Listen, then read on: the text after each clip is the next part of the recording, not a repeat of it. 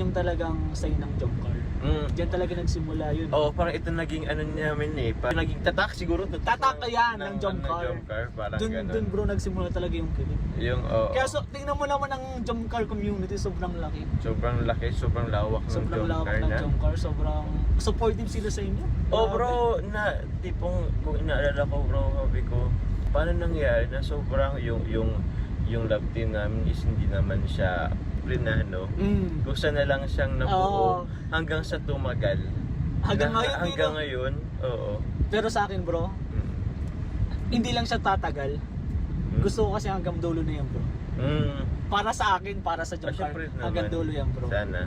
Sana bro. Hindi natin din alam. Pero sa nakikita ko sa'yo, yung pagkaseryoso mo kay Carla, yung sa tuwing ay naalagaan mo siya, yung parang pinoprotektahan mo siya bro. Wala akong masabi.